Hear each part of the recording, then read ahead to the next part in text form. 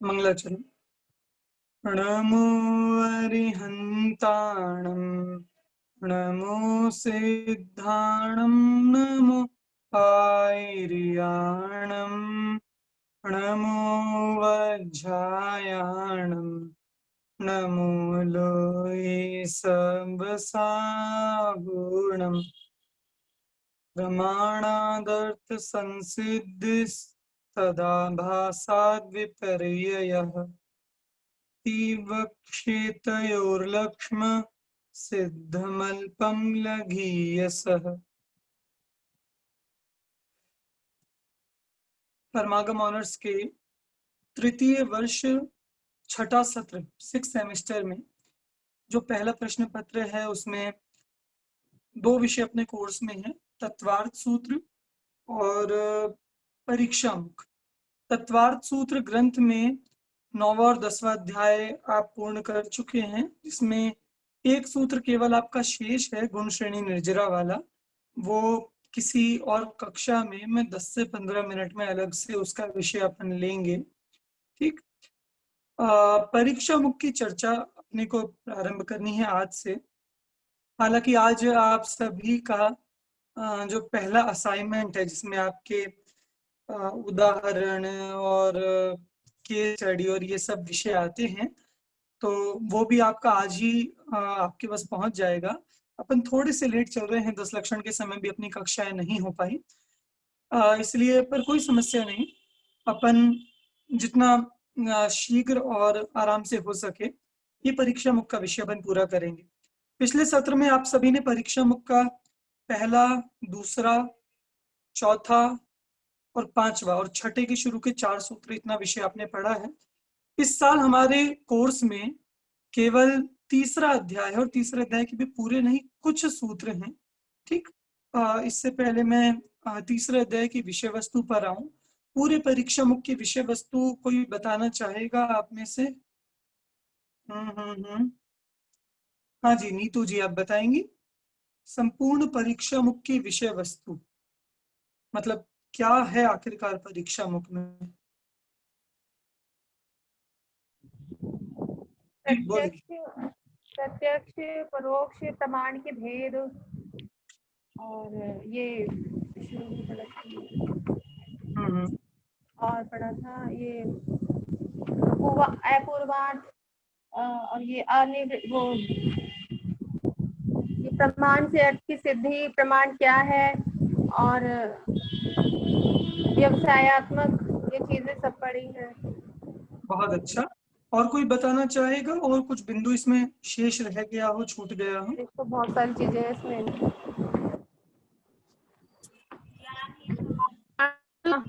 परमाणु कौन बोल रहा है? अपना नाम लेकर बताएं या अपनी शक्ल दिखाएं।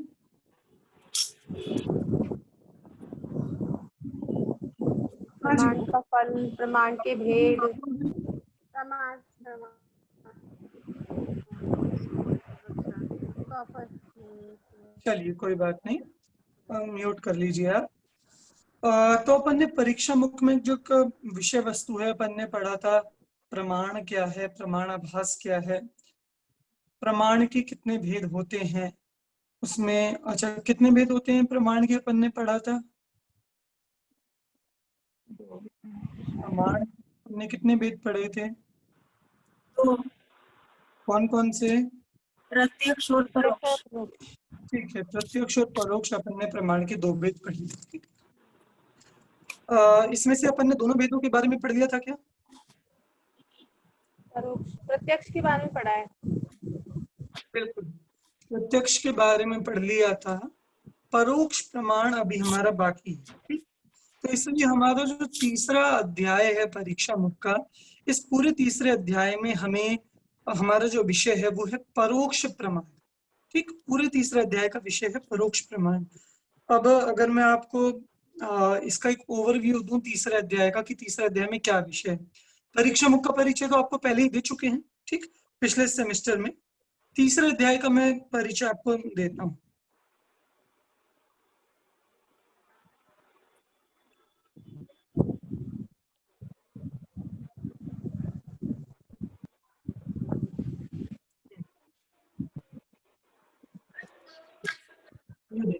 आप सभी को अपनी स्क्रीन पे व्हाइट बोर्ड दिख रहा है? जी भैया। हाँ, चलिए अपन ने परीक्षा मुख है, ठीक। परीक्षा मुख में मुख्यतः दो प्रमाणों का वर्णन, प्रत्यक्ष और परोक्ष, ठीक। प्रत्यक्ष के बारे में अपन पढ़ चुके हैं, अपने को पढ़ना है अभी परोक्ष के बारे में, तो इसको अपन थोड़ा हाईलाइट कर देते हैं। परोक्ष प्रमाण के बारे में अपने को पढ़ना है, ठीक। परोक्ष प्रमाण की बात करें, परिभाषा की भी बात करेंगे। चलिए अभी करते हुए ही चलते हैं। परोक्ष प्रमाण में हम क्या क्या पढ़ेंगे? परोक्ष प्रमाण की हम पहले पढ़ेंगे परिभाषा, ठीक। परोक्ष किसे कहते हैं? सेकंड हम पढ़ेंगे परोक्ष प्रमाण के भेद, ठीक। भेद परोक्ष प्रमाण के 5 आएंगे, 3, 4, 5। पहला है स्मृति,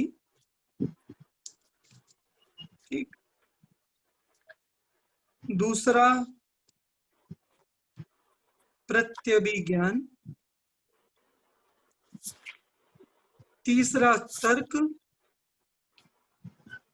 चौथा अनुमान और 5वां आगम। ये शब्द कहीं ना कहीं थोड़े बहुत आपने सुने होंगे, ठीक। पर यहाँ आपको विशेष कर इन सब के बारे में अच्छे से भली भांति पढ़ने को मिलेगा। ये बस शब्द आपने ध्यान रखें, इनमें क्या क्या विषय वस्तु है वो सब आपको क्रमशः बताया जाएगा, ठीक। ये 5 आप पढ़ेंगे, स्मृति, प्रत्यभिज्ञान, तर्क, अनुमान, आगम। अगर मैं आपको बताऊं पूरे परीक्षा मतलब तीसरे अध्याय में, कौन सा अध्याय परीक्षा मुख का? अध्याय 3, इसे अध्याय भी कहते हैं, परिच्छेद भी कहते हैं, तीसरा अध्याय। इसमें स्मृति का वर्णन होगा लगभग 2 सूत्रों में, ठीक। प्रत्यभिज्ञान का वर्णन होगा 3 सूत्रों में, तर्क का भी वर्णन आप लगा सकते हो 3 सूत्रों में, लगभग तर्क का वर्णन है। आगम का वर्णन भी 2 सूत्रों में है। और पूरे तीसरे अध्याय में कितने सूत्र हैं आप जानते हैं? 97। तो जब स्मृति को 2 मिले, प्रत्यभिज्ञान को 3 मिले, तर्क को 3 मिले और आगम को 2 मिले, बाकी कितने सूत्र बचे? हाँ, 3 3 6 और 2 2 10, 87 सूत्र हैं अनुमान के, ठीक है। तो इसीलिए अपना सबसे पहला फोकस रहेगा कि हम देखिए, हम स्मृति, प्रत्यभिज्ञान, तर्क, आगम को तो पढ़ेंगे ही, अनुमान को अपन सबसे पहले शॉर्ट में पढ़ेंगे, उसका एक डेफिनेशन क्या होता है अनुमान, ठीक। उसके बाद फिर विस्तार करते हुए अपन अनुमान के जो फिर 87 सूत्र हैं, काफी सारे विस्तार से अपन वो सब सूत्र पढ़ेंगे, ठीक है। तो ये 5 आपको ध्यान में रखना है, ठीक है। ये 5 चीजें आपको ध्यान में रखनी है। तो परीक्षा मुख के तीसरे अध्याय में मेनली आपको जो पढ़ने को मिलेगा, स्मृति क्या होती है, प्रत्यभिज्ञान क्या होता है, तर्क क्या होता है, अनुमान क्या होता है और आगम क्या होते हैं, ठीक। इन सब शब्दों के बारे में आपने थोड़ा बहुत यथा तथा इधर उधर से कदाचित सुना हुआ है, यहाँ व्यवस्थित आपको इस संबंध में पढ़ाया जाएगा। चलिए विषय वस्तु को सरल करते हुए अपन सबसे पहले परोक्ष की परिभाषा पे आते हैं कि परोक्ष कहते किसे हैं। कोई मुझे प्रत्यक्ष की परिभाषा बता सकता है, प्रत्यक्ष किसे कहते हैं?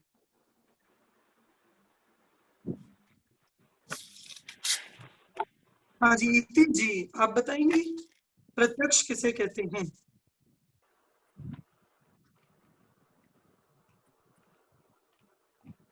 हाँ भैया। प्रत्यक्ष के बाद जो समझते हो वो बताइए। इति जैन। भैया जो सीधा जान रहे हैं, जैसे जिसे हम सीधा जानते हैं ना। ठीक है, ठीक है, बहुत अच्छा। बहुत अच्छी सिंपल परिभाषा बताई कि जब हम डायरेक्ट जानते हैं उसे कहते हैं प्रत्यक्ष, ठीक। तो जैसे आत्मा से हम सीधा जाने, इसे प्रत्यक्ष का। लोक में हम आंख से कोई चीज देखी कि इसने इसको मार दिया, तो हमने आंख से देखा तो प्रत्यक्ष कहा जाता है। और अगर हमने किसी से सुना, हमने कि उसने उसको मारा, कि तुमने देखा क्या, कि नहीं मैंने देखा नहीं, मुझे उसने बताया था, तो ये हुआ परोक्ष। ठीक, तो डायरेक्ट किसी चीज को जानना ये प्रत्यक्ष है, और इनडायरेक्ट किसी चीज को जानना इसका नाम है परोक्ष। ठीक, ये आपको पिछले सेमेस्टर में बताया गया था। जब हम यहाँ परोक्ष की बात करते हैं, देखो प्रत्यक्ष में आपको ध्यान होगा दो बातें थी, एक तो असली पारमार्थिक प्रत्यक्ष और एक सामव्यवहारिक प्रत्यक्ष। सामव्यवहारिक प्रत्यक्ष मतलब जो वास्तव में तो प्रत्यक्ष नहीं है, पर लोक में जिसे प्रत्यक्ष कहा जाता है। जैसे मैंने आंख से कुछ देखा, बताओ ये प्रत्यक्ष है या नहीं? आंख से कुछ देखना प्रत्यक्ष है या नहीं? सामने लोक में तो इसे कहेंगे कि ये प्रत्यक्ष है, पर वास्तव में अगर मैं आंख से देख रहा हूँ तो मैं डायरेक्ट देख रहा हूँ क्या, कि नहीं देख रहा? तो आंख भी एक मीडियम है, एक माध्यम है। डायरेक्ट देखना तो हम उसे कहेंगे कि जो आत्मा से सीधा देखे, जैसे केवल ज्ञान, इसे हम कहेंगे कि डायरेक्ट देखा। यहाँ क्या हुआ, डायरेक्ट नहीं देखा आंख से देखने में, पर आंख के थ्रू देखा। और लोक में क्या कहा जाता है कि हाँ सीधा ही देखा, डायरेक्ट देखा। ठीक, अगर एक बात बताइए, अभी 15 अगस्त पर हमारे प्रधानमंत्री जी ने लाल किला पर झंडा फहराया था। आप में से किस किस ने देखा था? एक बार हाथ खड़ा करके बताओ। लाल किले पर झंडा प्रधानमंत्री जी ने फहराया, देखते नहीं क्या आप लोग? देखा था तो बताओ क्यों शर्मा रहे हो? मैंने भी देखा था। ठीक, हमने चलो झंडा फहराता हुआ देखा। तो बताओ हमने प्रत्यक्ष देखा या परोक्ष देखा? परोक्ष देखा भैया, परोक्ष। बिल्कुल, ये परोक्ष देखा। अच्छा, प्रत्यक्ष देखना किसे कहा जाएगा? प्रत्यक्ष देखना किसे कहा जाएगा? वहां जाके डायरेक्ट देखा। अगर हम वहां जाके आंख से सीधा देख रहे हैं ये कहा जाएगा प्रत्यक्ष। ठीक, और हमने वहां जाकर नहीं देखा, टीवी के माध्यम से देखा, टीवी पे देख लिया, मोबाइल पे देख लिया, ये कहा जाएगा परोक्ष।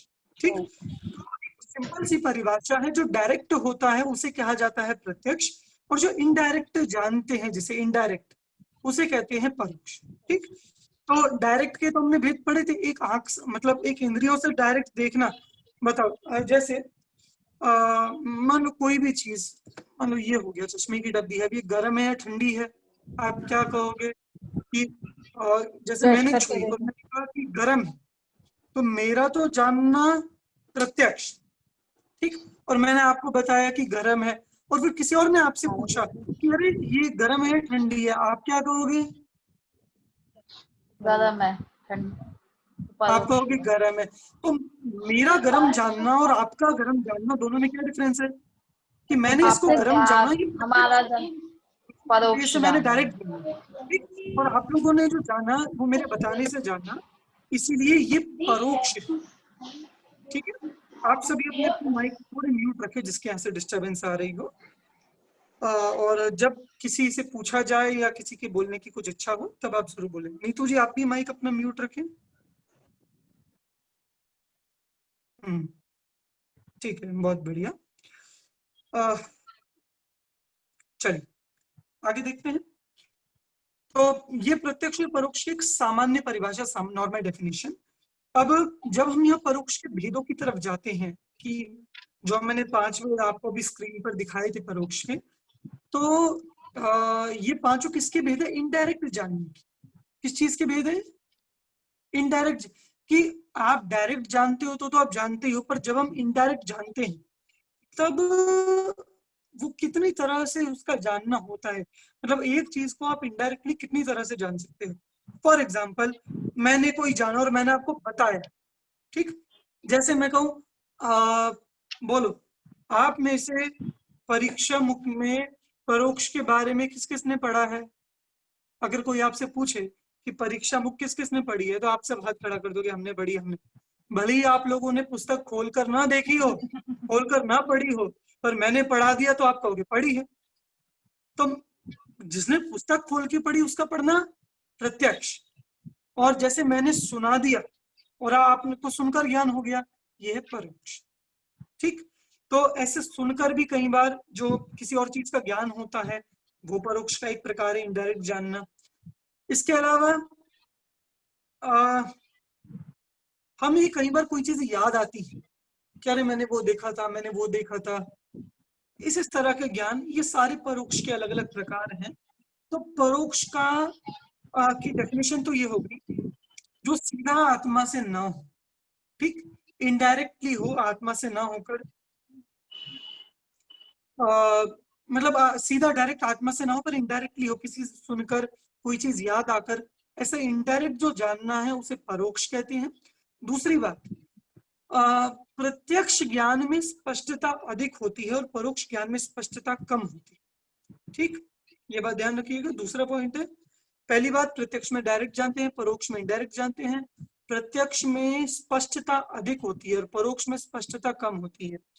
उदाहरण के लिए आपने एक ये सुना होगा, एक हाइपोथेसिस चलती है कि अगर किसी व्यक्ति ने, मतलब आपने 20 व्यक्ति लाइन से खड़े किए, ठीक, और आपने उन्हें स्टार्टिंग में एक वर्ड दिया, कोई एक सेंटेंस दिया, तो लास्ट तक जाते जाते वो पूरा वाक्य बिगड़ जाता है।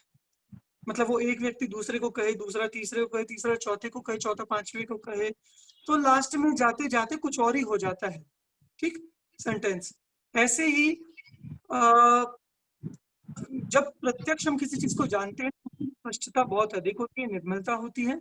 पर जब हम किसी चीज को प्रत्यक्ष नहीं जानते, परोक्ष जानते हैं, तो उसमें निर्मलता कम होती है एज कंपेयर टू प्रत्यक्ष। प्रत्यक्ष की अपेक्षा निर्मलता कम होती है, ठीक।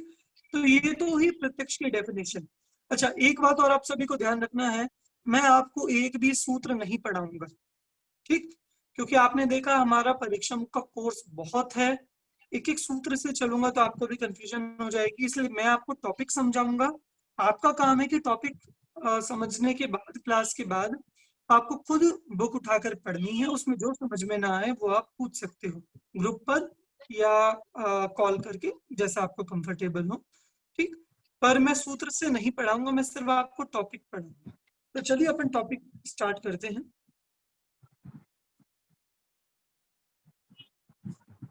देखिए, तो ये 5 भेद इसके हैं, ठीक, परोक्ष के परिभाषा अपन ने देख ली है, 5 भेद अपने को देखने हैं।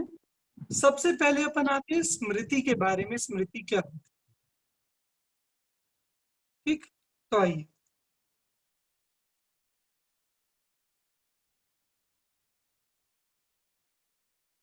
सबसे पहले हम बात करें स्मृति की। पुस्तक आपके सामने हो तो आप सूत्र खोल सकते हैं। दूसरा ही सूत्र है, संस्कारोद्बोध निबंधनाथ द्वितीयकार स्मृति ही। स्मृति क्या होती है? स्मृति का एक बहुत सीधा सा मतलब है कुछ याद आना, ठीक। परिभाषा आप लोग बुक से देख लेना, मैं परिभाषा आपको नहीं बताऊंगा।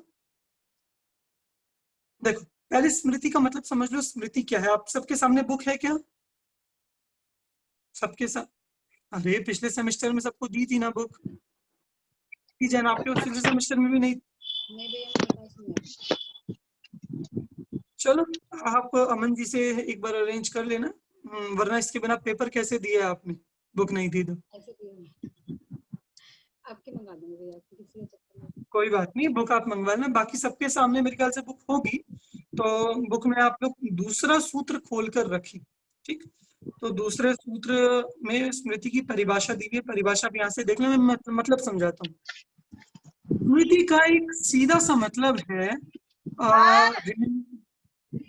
ये अपना माइक म्यूट कर लें, किसके यहाँ से आवाज आ रही है? स्वाति जैन करके माइक अनम्यूट है, ठीक है, ठीक है। हाँ, स्मृति का मतलब है कोई चीज रिमेम्बर करना, रिकॉल करना, याद आना, साफ सीधा मतलब, ठीक। मतलब इसके तो आप हजारों एग्जाम्पल ले सकते हो। आप प्रवचन में आके बैठे, अभी क्लास में आके कोई भी चीज आपको याद आए, कई बार होता है खाली बैठे बैठे कुछ भी याद आ जाता है, कभी कभी तो होता है सामने वाली चीज देखकर कुछ याद आता है। ये सिर्फ इतना नहीं, पर सिर्फ याद आना। जैसे मैं बैठा हूं प्रवचन में, बैठे बैठे मान लो हमें याद आए कि अरे अभी घर जाके वो काम करना है, ठीक। अब बोलो, प्रवचन में कोई बात ऐसी आई थी क्या जिससे आपको ये बात याद आ गई? कि नहीं, बात तो ऐसी कोई है, खाली बैठे बैठे याद आ गया कि घर जाके वो काम करना है, ठीक। पूजा आप 8 से 8:30 करते हो, आधा घंटा अगर करते हो तो जैसे 8:30 बजने को होते हैं, जैसे आपका शांति पाठ के नजदीक आप पहुंचते हो, वैसे वैसे घर के सारे काम कि अभी जाके ये बनाना है, रसोई में ये काम है, फिर ये काम करना है, और उसे बुलाना है, ये सामान लाना है, ये सब याद आते जाते हैं। क्यों याद आते हैं, कैसे याद आते हैं, ये कौन सा ज्ञान है? इस ज्ञान का नाम है स्मृति। कोई रीजन नहीं है याद आने का कि कोई चीज हमें याद आए, बस अपने आप ही याद आती है। इस ज्ञान को कहते हैं स्मृति। इसकी परिभाषा दी हुई है, तद इत्याकारा स्मृति, वह इस आकार का है। मतलब कोई भी चीज आपको पर्टिकुलर याद आए, अच्छा ये ऐसा है, ये ऐसा है, ये ऐसा है, ये स्मृति।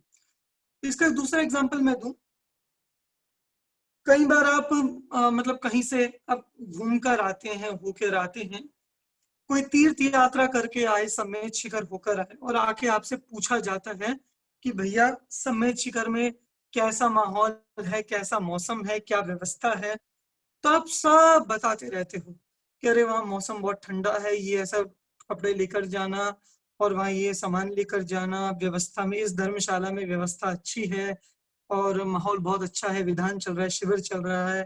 ये सारी बातें आप कैसे बोलते जा रहे हो कि हमारी धारणा में ये सब बैठा हुआ है, उस धारणा से निकल निकल कर हम बोलते जाते हैं, बोलते जाते हैं, बोलते जाते हैं। तो ये जो ज्ञान है ना, ज्ञान, इसका नाम है स्मृति। ये स्मृति मतलब कितनी मजेदार चीज है कि हमें कई बार सालों सालों पुरानी स्मृतियां बैठे बैठे अपना बचपन याद आ जाता है। हम बचपन में ये करते थे, वो करते थे, ऐसे खेलते थे, ऐसे पढ़ते थे। मतलब जब हम सुनाते रहते हैं अपने बच्चों को या आजू बाजू किसी को, बचपन की कई सारी स्मृतियां हमें याद आती जाती हैं। ठीक, तो ये जितना ज्ञान है पूर्व का याद आना, इसका नाम है स्मृति। अच्छा, ये पूर्व का आपको याद कब आता है? जब कोई चीज आपके धारणा में बस गई। ध्यान रखना, वर्तमान में जो कुछ भी हमें याद आता है वो सब क्या है, जो हमारे धारणा में बस चुका है, स्थित हो चुका है। ठीक, और वर्तमान में जो हमारी धारणा में बसता जा रहा है वो सब हमें आगे याद आ सकता है। बात समझ में आ गई? तो स्मृति किसका ना, अच्छा, धारणा में और स्मृति में कोई अंतर बता सकता है? धारणा, आप कहोगे धारणा में भी वही है, पुरानी चीज रहती है, और स्मृति भी वही है। दोनों में छोटा सा डिफरेंस है। अभी आप ऐसे बैठे हुए कुछ बचपन के बारे में सोच रहे हो क्या, कुछ याद कर रहे हो क्या? अभी नहीं कर रहे। ठीक, तो मतलब आपको स्मृति हो रही है कि बचपन की अभी, कि नहीं, स्मृति नहीं हो रही, पर आपकी धारणा में है या नहीं? बचपन की सारी बातें आपकी धारणा में है या नहीं है? देखो, धारणा वो होती है जो हमारे अंदर बसी हुई है, ज्ञान में स्थित है, और स्मृति क्या होती है, जो वर्तमान में हमें याद आ रही है। दोनों में डिफरेंस आएगा। तो जो सूत्र में संस्कार शब्द आया ना, संस्कार, उस संस्कार का मतलब है धारणा। ठीक है, आप सूत्र खोलकर देखें तो उसमें पहले ही शब्द है संस्कार। जब ये धारणा, सुनना, जब ये धारणा प्रकट होती है, किसी भी रीजन से खड़ी होती है, तब ये स्मृति में आती है। ठीक है, तो स्मृति का एक सीधा सा मतलब हुआ कि कोई भी चीज हमें स्मरण में आना, याद आना, रिकॉल करना, रिमेम्बर करना, उसे कहते हैं स्मृति। और कौन सी चीज? काल्पनिक नहीं, ध्यान रखना, जो पहले जानी हुई हो, जिसका पहले प्रत्यक्ष किया हुआ हो, जो पहले अनुभूत की गई हो, वो चीज हमें दोबारा याद आती है, उसे कहते हैं स्मृति। ठीक, स्मृति किस किस को क्लियर हो गया? भैया जी, ये धारणा को फिर लब्धि रूप भी कह सकते हैं? बिल्कुल आप कह सकते हैं, ज्ञान की लब्धि को भी आप धारणा कह सकते हैं, पर धारणा एक तरह की लब्धि है। लब्धि अगर इतनी है तो धारणा उसका एक पार्ट है, मतलब लब्धि में धारणा के अलावा भी बहुत कुछ आता है। ठीक, धारणा को आप लब्धि कहने को कह सकते हैं, कोई दिक्कत जी। पर लब्धि मात्र धारणा जितनी नहीं है, इस बात का भी ध्यान रखें। लब्धि में धारणा के अलावा भी बहुत कुछ आता है। धारणा सिर्फ मति ज्ञान में होती है, लब्धि शुद्ध ज्ञान की भी होती है। मतलब जैसे ठीक है, उसका विस्तार फिर बाद में करेंगे, अभी अपन विषयांतर हो जाएंगे। तो ये समझे कि लब्धि बहुत विस्तृत है, धारणा उसका एक अंश है। चलिए, तो स्मृति सबको क्लियर है? ठीक है, फर्स्ट है सिंपल है स्मृति। अपन अब सेकंड पर आते हैं। सेकंड है प्रत्यभिज्ञान। क्या है सेकंड? प्रत्यभिज्ञान। आप बुक में भी देख सकते हैं, स्पेलिंग मैंने लिखी भी थी, प्रत्यभिज्ञान। प्रत्यभिज्ञान क्या है? देखो, हमें कोई चीज याद आई, ये तो है स्मृति। स्मृति, और हमने वर्तमान से उसको कनेक्ट किया, उस कनेक्शन का नाम है प्रत्यभिज्ञान। देखो, मैं एक एग्जांपल दूं आपको। मान लो बचपन में आप जिस गांव में रहे, और या आपने जो भी खेला या जो भी किया, हम कभी किसी नई जगह जाते हैं तो हम देखते हैं कि मान लो उस गांव में कुआं है। ठीक, हमारे भी गांव में एक कुआं था। आपको वो कुआं देखते ही क्या याद आता है? क्या आप मतलब क्या याद आती है? अच्छा अच्छा, हमारे भी गांव में एक कुआं था। ठीक, तो ये याद आना कि हमारे भी गांव में एक कुआं था, ये क्या है? ये कौन सा ज्ञान है? स्मृति। हाँ, इति जी बोलिए। भैया जी स्मृति। ये स्मृति है, बहुत बढ़िया। ठीक, मतलब अपने सामने वाला कुआं देखकर हमें अपना कुआं याद आया कि हमारे गांव में भी ऐसा कुआं है, ये तो है स्मृति। ठीक, अब वो वो कुआं, अच्छा, जो हमने सामने कुआं देखा, ये कौन सा ज्ञान है नीतू जी? जो हमने सामने कुआं देखा, ये कौन सा ज्ञान है? अनम्यूट करके बोलिए। Unmute unmute. प्रत्यक्ष ज्ञान। ठीक है, प्रत्यक्ष ज्ञान। ठीक है, ठीक है, बहुत बढ़िया। छवि जी आप भी बोल रही हैं? जो नहीं बोल रहा वो म्यूट कर दे स्वयं को। ठीक है, तो देखो, ध्यान रखना, हमने कुआं देखा, ये हुआ प्रत्यक्ष। हमें पहले का याद आया, हमारी कुआं था, ये हुई स्मृति। तो प्रत्यभिज्ञान क्या है? कि वो कुआं ऐसा ही था। वो कुआं जो दो, स्मृति और प्रत्यक्ष, इन दो के बीच का जो कनेक्शन है, इसका नाम है प्रत्यभिज्ञान। ये आपकी प्रत्यक्ष, ये आपकी स्मृति पहले की है, और इन दोनों के बीच में कनेक्शन कि ये ऐसा ही है, इसका नाम है प्रत्यभिज्ञान। मैं एक सेकंड छोटा सा एक चार्ट आपको बनाऊं, उससे और क्लियर हो जाएगा। देखिए,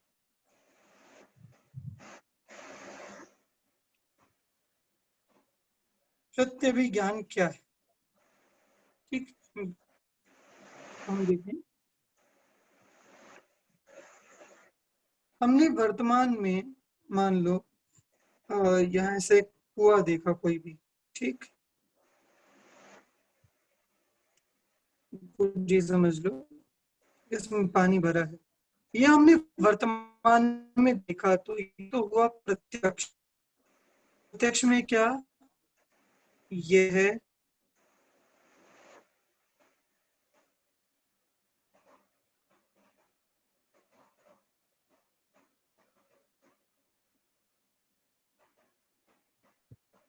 आवाज नहीं आ रही भैया।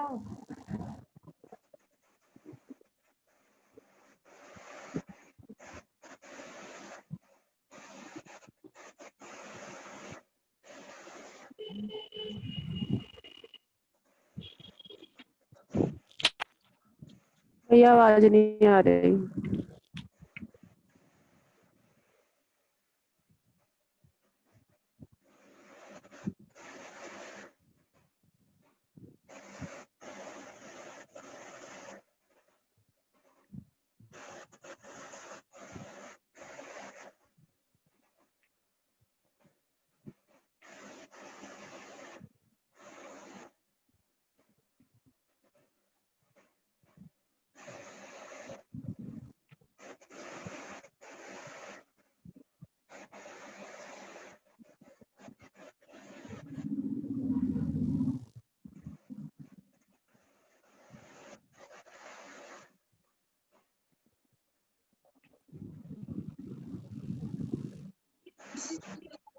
भैया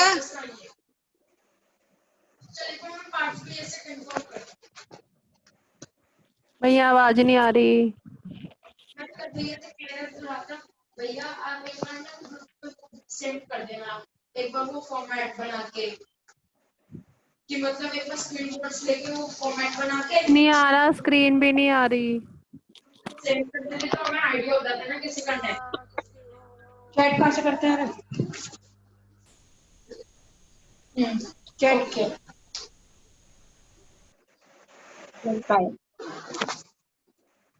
भेजना है, भेजो जो लिखना है।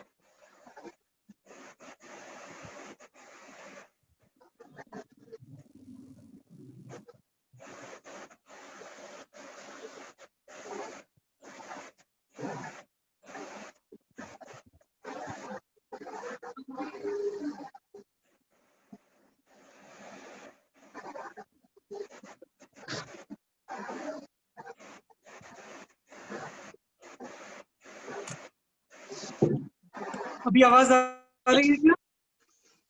भैया आवाज कट रही है। आ रही है। अब हाँ, तब अभी तक किन्नी चली गई थी। जी भगवान जाने। नीतू भाभी तो सोई गई थी। मैं सोई हूँ, मैं जी, जगी हूँ। चलिए, कोई नहीं। अपन फिर से कनेक्ट हो जाओ, भूत की स्मृति छोड़ो, वर्तमान प्रत्यक्ष पे आ जाओ दोबारा, ठीक है? हाँ चलिए, अपन यहाँ थे, ठीक?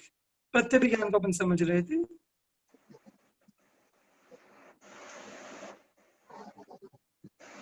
देखिए, ठीक है। प्रत्यभिज्ञान में अपन ने देखा ये कुआं है, ये था प्रत्यक्ष, ठीक? और मान लो हम पूर्व का एक हमें ऐसा एक कुआं कोई याद आया या तालाब कोई ऐसा याद आया कि हमारे गांव में एक कुआं था।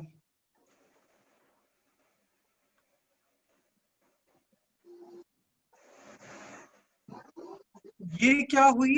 स्मृति। ध्यान रखना, ये हुआ स्मृति, ये हुआ प्रत्यक्ष। प्रत्यभिज्ञान कहाँ है? प्रत्यभिज्ञान कैसे होगा? प्रत्यभिज्ञान के लिए ये जो कुआं है और हमारे गांव में कुआं था, तो हम क्या करें? अगर मान लो ये कहा कि अच्छा अच्छा ये कुआं है, अरे आपको पता है हमारे भी गांव में एक कुआं था, सामने वाले कहेगा तो था, हम क्या करें? कह रहे नहीं, बिल्कुल ऐसा ही था। तो देखो, ऐसा ही था, ये कनेक्शन समझ रहे हैं आप? दोनों के बीच का कनेक्शन ऐसा ही था, इससे छोटा था,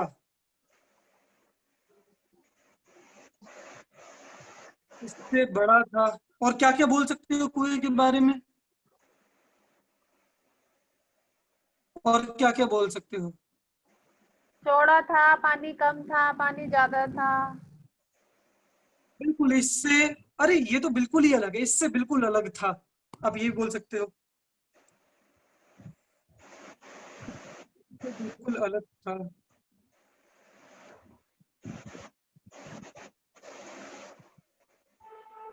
या फिर अगर आप अपने गांव में जाओ और आपको कुआं याद आए तो आप क्या बोलोगे?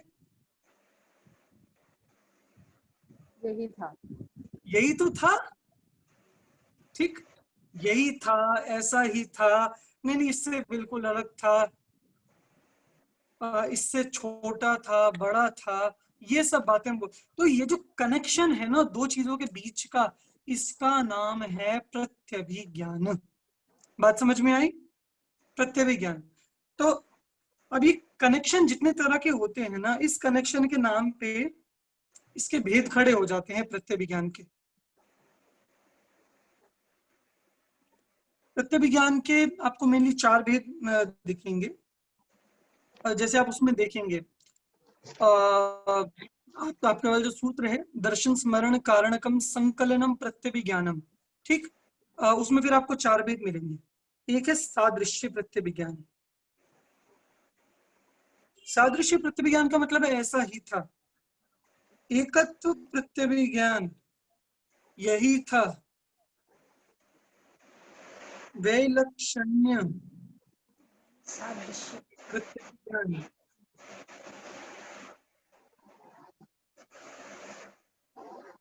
और प्रतियोगी प्रत्यभिज्ञान, ठीक, ये दोनों प्रतियोगी के उदाहरण हो गए। नंबर में थोड़े ऊपर नीचे हो गए हैं, एकत्व, सादृश्य, वैलक्षण्य, प्रतियोगी, ठीक है।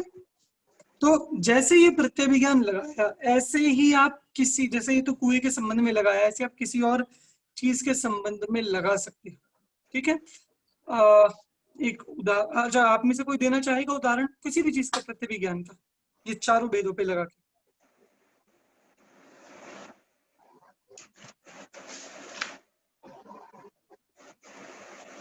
चारों भेदों पर लगाकर गाय को दे सकते हैं। हाँ दीजिए दीजिए, हाँ छवि जी आप दे रहे हैं? हाँ, गाय को दे सकते हैं। गाय को देख के कि हाँ ये गाय वही है, ऐसी गायें हमने देखी थी अपने गाँव में। गाँव देखी हुई गायें भी याद है आपको? ऐसे कितनी गायें देखी थी गाँव में? जैसे किसी लड़के को देख के अपने बच्चे को कंपैरिजन करना। ठीक ठीक, हाँ आपसे यही उदाहरण अपेक्षित था। चलिए बहुत अच्छा, मतलब देखिए बिल्कुल सही है। कोई भी इस तरह का कंपैरिजन, या फिर जैसे अपने बच्चे, जैसे एक बच्चा देखा कि अरे देखो अपने बच्चे की याद आ गई, वो याद आना है स्मृति, ठीक, और बच्चा देखना है प्रत्यक्ष, पर दोनों को कनेक्ट करना, देखो मेरा बच्चा ऐसा ही है, उसके जैसा, ऐसा ही विद्वान है, ऐसा ही प्रवचन करता है, ऐसा ही गाता है, ऐसा ही खेलता है, इतना ही मोटा है, इतना ही पतला है, ठीक, जैसी हाइट है। ये तो हुआ सादृश्य। एक कहीं देखा और पहले तो समझ नहीं आया कि लग तो अपनी बच्चा रहा है, कह रहे अपना ही तो है, ये वही है। भैया कहीं से डिस्टर्बेंस आ रही है बहुत। हाँ भैया, बाकी लोग अपना माइक प्लीज म्यूट कर लें। प्रीति जी आप अपना माइक म्यूट कर लें, और भी जिसका वो स्वाति जैन के नाम से आप भी म्यूट कर ले अपना माइक। हाँ भैया अब भी आ रही है, स्वाति जैन के नाम से जो है वो अपना माइक म्यूट कर ले। एक मिनट, ठीक है धन्यवाद। हाँ चलिए, तो अपने बच्चे को कहीं देखा और देख के अरे मतलब जैसे किसी को मतलब 10 साल बाद देखा और वो कोई मोटा हो गया, पतला हो गया, बड़ा हो गया, तो देख के पहले तो पहचान में नहीं है, फिर अरे वही है। ये सादृश्य प्रत्यभिज्ञान कि अच्छा पहले से मोटा हो गया, ये प्रतियोगी प्रत्यभिज्ञान, कंपैरिजन करना, छोटा हो गया, बड़ा हो गया, मोटा हो गया, पतला हो गया, प्रतियोगी प्रत्यभिज्ञान। और ये सब होता है, अपने आप होता है, ठीक। सादृश्य कि किसी और बच्चे को देख के मेरा बच्चा भी ऐसा ही करता है, ऐसा ही है, सादृश्य प्रत्यभिज्ञान। और वैलक्षण में कि नहीं नहीं इससे तो बिल्कुल अलग है, इससे बिल्कुल ही अलग है, ऐसा तो है ही, ठीक।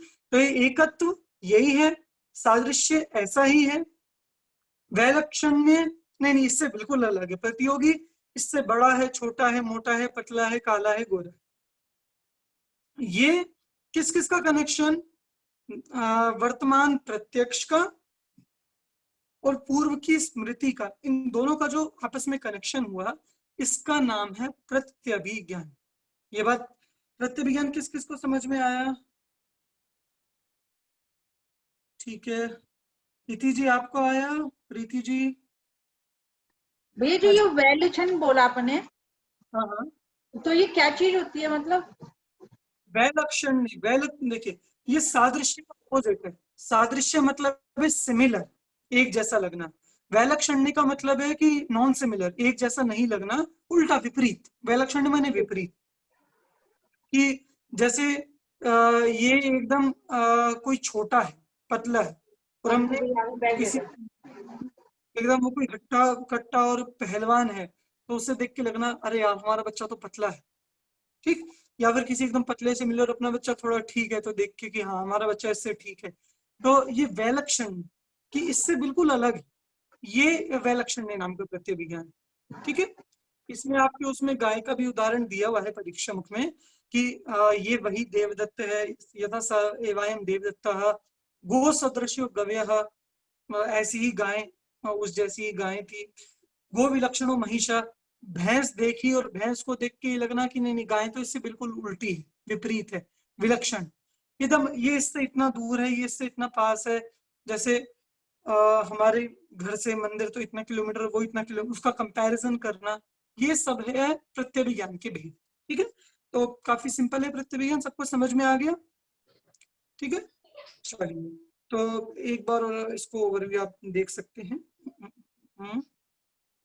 ये देखिए, ये आपका प्रत्यभिज्ञान आपके सामने है, ये वर्तमान का आपका प्रत्यक्ष, ये पूर्व की स्मृति, ये कुआं है प्रत्यक्ष है, गांव में कुआं था स्मृति है, दोनों के बीच का कनेक्शन, ये ऐसा ही था, इससे छोटा था, इससे बड़ा था, बिल्कुल अलग था, या यही था, ठीक।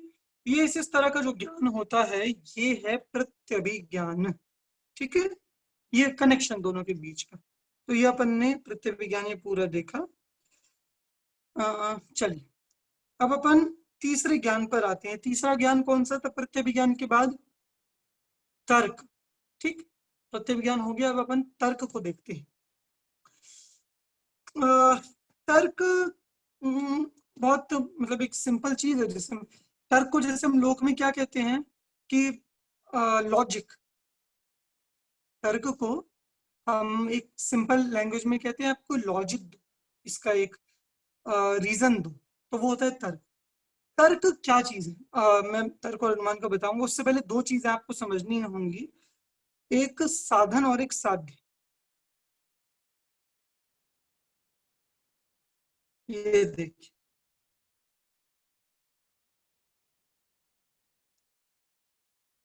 एक साधन और एक साध्य, ठीक। क्या है साधन और क्या है साध्य? साधन का मतलब है जिसके द्वारा जाना जाए,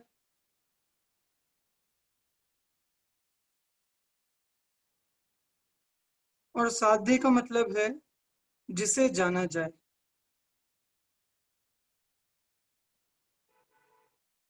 ठीक है। जिसके द्वारा जाना जाए ये है साधन, जिसे जाना जाए वो है साध्य।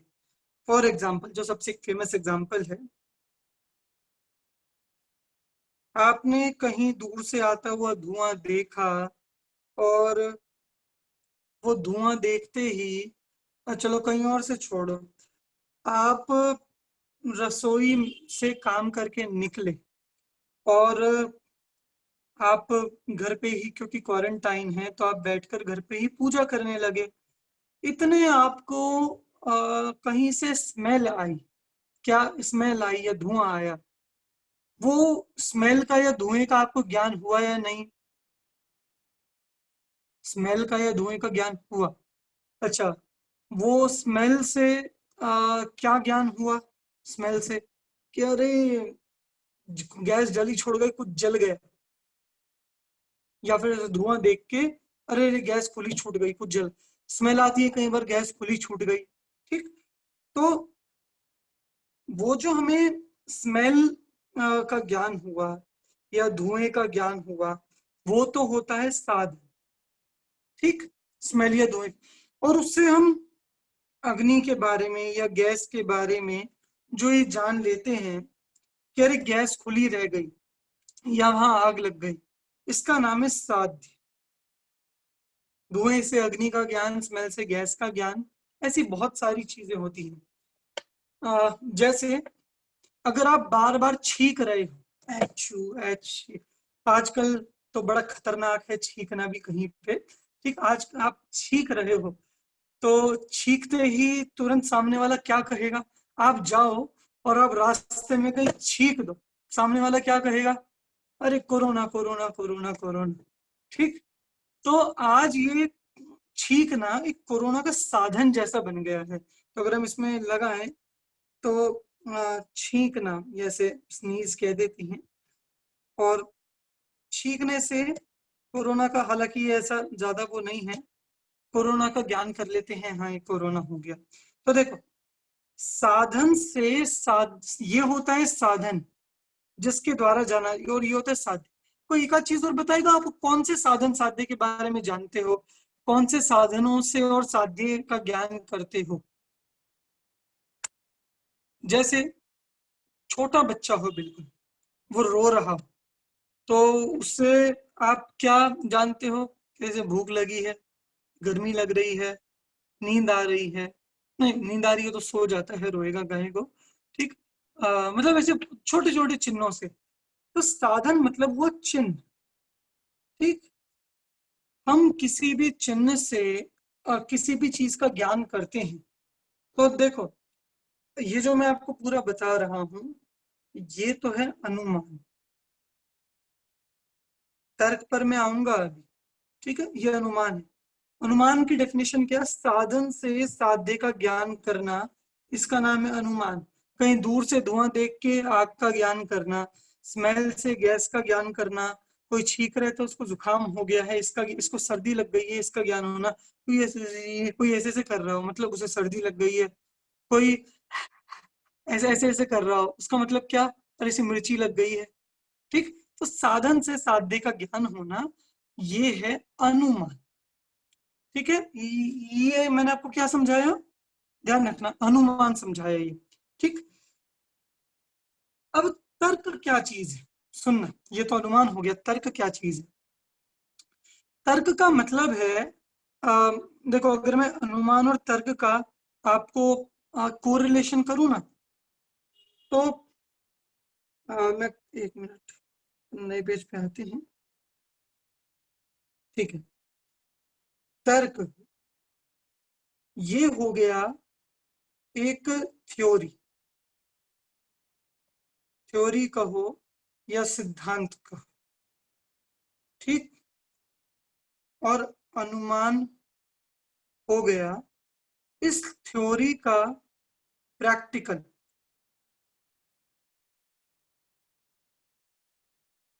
प्रैक्टिकल कहो, एप्लीकेशन कहो,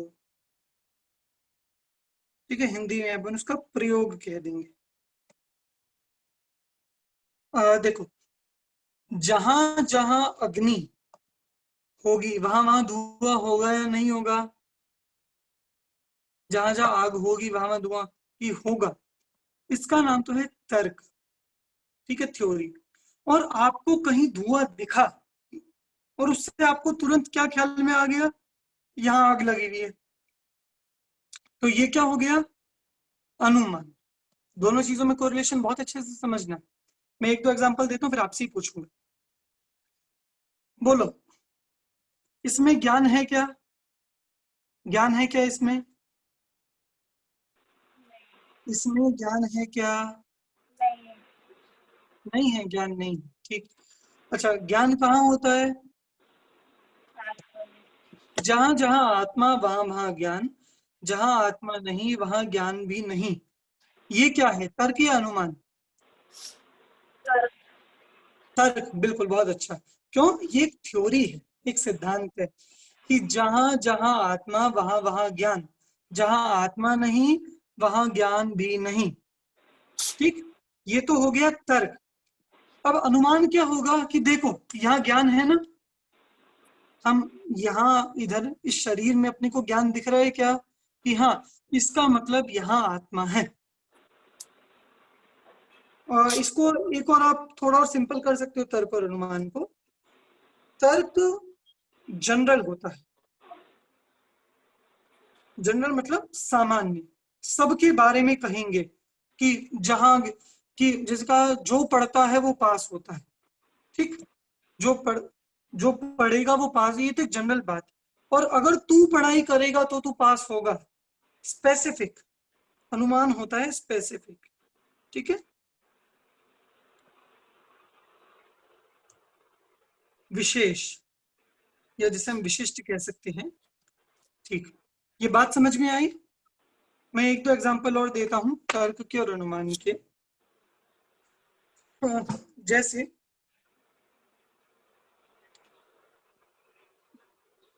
कोई भी बात को लेकर आप ये लगाओ कि कई बार होता है कि बीमारी होती है, जब पेट खराब होता है तब बहुत छींके आती है, मतलब किसी किसी के साथ भोजन अच्छे से नहीं हुआ, पेट अच्छे से, पेट में कुछ दिक्कत है तो बार बार छींके छींके आती है उसको।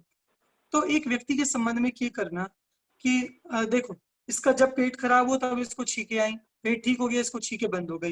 लेकिन जनरल थ्योरी ये तो है तर्क, और इसके बारे में एक स्पेसिफिक करना कि देखो तुम्हें छींके आ रही है ना, मतलब तुम्हारा पेट खराब है, ये है अनुमान, ठीक। बच्चा जब जब खेल के आता है तब तक अपने कपड़े गंदे करता है, और बाहर से आया और कपड़े गंदे नहीं है तो आप क्या समझोगे उससे? बाहर से घूम मतलब खेल कर नहीं आया, और बाहर वो गया कि मैं किसी काम से जा रहा हूँ, कुछ सामान लेने जा रहा हूँ, और आया और कपड़े गंदे हो रहे हैं, आप क्या कहोगे? खेल के आया होगा। खेल के आया है, बिल्कुल। आपको कैसे पता वो खेल के आया है? कैसे पता? कपड़े गंदे हैं। देखो खेल के आया है, हमने कपड़े से खेल का ज्ञान किया, ये तो है अनुमान, ठीक। और ये ज्ञान आपने किस आधार पर किया? तर्क के आधार। हम आपसे पूछेंगे क्या तर्क है आपके पास, तर्क दो हमें, कि तर्क ये है कि जब जब खेलता है तब खेलता गंदे आता है।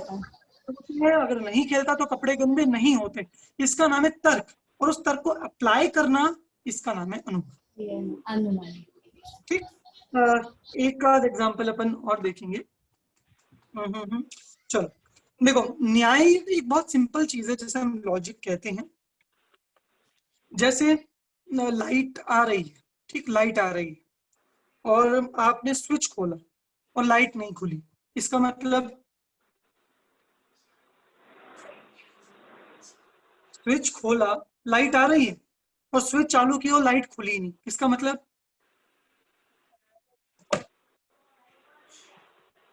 हुआ कि लाइट खराब है या तो स्विच खराब है, मतलब कुछ ना कुछ खराबी है, ठीक।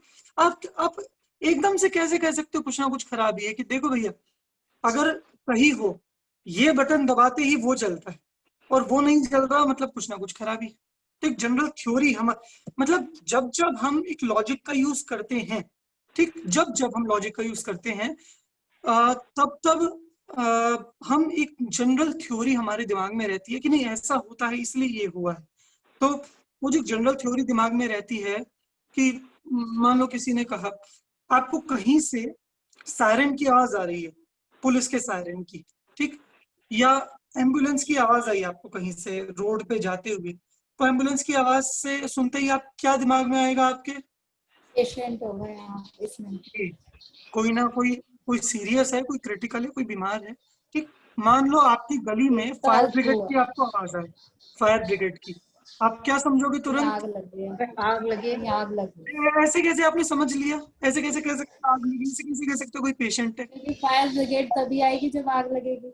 इसका नाम है तर्क, तर्क, ठीक है। जब हमने आपसे पूछा आप कैसे कह सकते हो, तब आप जो रीजन दोगे कि अरे जब आग लगती है तभी फायर ब्रिगेड आती है, और आग नहीं लगती तो फायर ब्रिगेड नहीं आती, इसका नाम है तर्क। और क्योंकि यहाँ फायर ब्रिगेड आई है, इसका मतलब यहाँ आग लगी, इसका नाम है अनुमान, ठीक। ऐसे ही अरे एम्बुलेंस ऐसी बिना मतलब के नहीं आती, कोई ना कोई क्रिटिकल पेशेंट हो तब एम्बुलेंस आती है, ये तो हुआ तर्क, एक जनरल। और जब एक स्पेसिफिक कर देते हैं कि अरे यहाँ एम्बुलेंस आई है, मतलब यहाँ कोई ना कोई क्रिटिकल पेशेंट है, इसका नाम है अनुमान, ठीक, अनुमान। तो आपको तर्क और अनुमान दोनों समझ में आए। एक जनरल थ्योरी उसका नाम होता है तर्क, और एक उसका प्रैक्टिकल एप्लीकेशन उसका नाम होता है अनुमान। तर्क एक सार्वभौमिक जहां जहां धुआं दिखेगा मतलब वहां आग लगी लगी है। पूरी दुनिया में कहीं भी धुआं दिखे मतलब वहां आग है। पूरी दुनिया मतलब भूतकाल में कभी, अच्छा 1000 साल पहले धुएं से आग होती थी या नहीं, मतलब आग से धुआं होता था या नहीं? 1000 साल पहले, 1000 साल पहले आग से धुआं होता था, बिल्कुल होता था। 1000 साल बाद क्या होगा कि 1000 साल बाद भी आग से धुआं होगा, बिल्कुल होगा। तो मतलब एक व्याप्ति जिसे हम तर्क कह रहे हैं, तर्क तो त्रैकालिक होता है कि साध्य के होने पर साधन का होना और साध्य नहीं है तो साधन का नहीं होना। इस ज्ञान का नाम है तर्क। व्याप्ति इसे कहते हैं व्याप्ति। एक नया शब्द अगर आपको करना हो, साध्य के होने पर साधन का होना और साध्य के नहीं होने पर साधन का नहीं होना। अग्नि है तो धुआं है, अग्नि नहीं है तो धुआं नहीं है, इसका नाम है व्याप्ति। और इसे ही तर्क कहते हैं, इसे व्याप्ति कहते हैं, इसे तर्क कहते हैं। और इसका प्रैक्टिस देखो, यहाँ धुआं है इसका मतलब यहाँ आग लगी है, ये है अनुमान। ठीक, तो ऐसा जनरल और स्पेसिफिक की दृष्टि से, एक सामान्य और विशेष की दृष्टि से हम तर्क और अनुमान को समझ सकते हैं। ठीक, और ये अनुमान का एक सबसे प्रमुख प्रयोग भेद विज्ञान करने में होता है, आत्मज्ञान करने में होता है कि देखो ये शरीर में ज्ञान नहीं है मतलब यहाँ आत्मा नहीं है, और ज्ञान ही आत्मा है। इन वस्तुओं में ज्ञान नहीं है मतलब यहाँ आत्मा नहीं है। मुझ में ज्ञान है मतलब, ये तो बच्चों को सिखाया जाता है बाल पोथी में कि शरीर में ज्ञान नहीं है, शरीर कुछ नहीं जानता, मुझ में ज्ञान है, मैं ज्ञान से जानता हूँ। ठीक, तो ये अनुमान का प्रयोग है, जहां आत्मा वहां ज्ञान, जहां आत्मा नहीं वहां ज्ञान नहीं, ये व्याप्ति तर्क।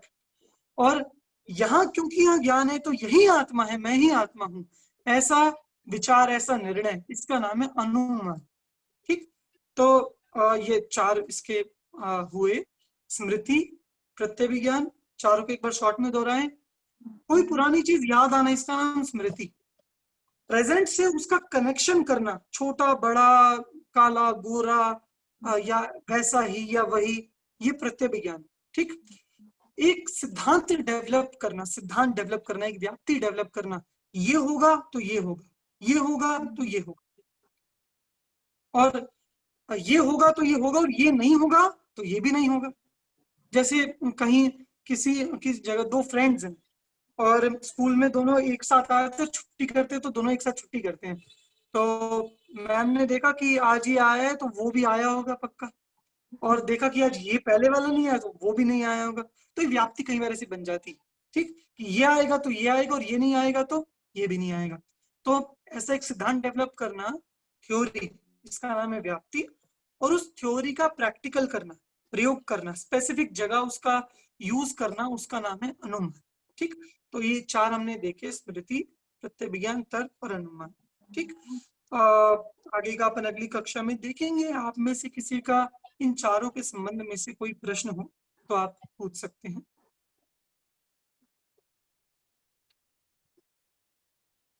कोई प्रश्न? ठीक है, वरना मैं समझता हूँ कि सबको स्पष्ट हो गया है। कोई प्रश्न तो हैंड रेस करें। चलिए, तो मेरे ख्याल से सब स्पष्ट है। अब आपका होमवर्क है कि आपको बुक में से ये चारों पढ़ने हैं। ठीक, ये सूत्र नंबर 1 से लगाकर लगभग 10th तक होगा ये सूत्र अनुमान का। साधनात् साध्य विज्ञानम अनुमानम, यहाँ तक ये सूत्र है। तो वो वहां तक आपको सूत्र कंप्लीट पढ़ने हैं और समझने की कोशिश करनी है। मंडे तक का आपके पास टाइम है। जो कुछ समझ में ना आए आप ग्रुप पे पूछ सकते हैं या आप पर्सनल मुझसे अमन जी से पूछ सकते हैं। ठीक, अभी की कक्षा हम यहीं पूरी करते हैं। सभी को जय जी। जय जी।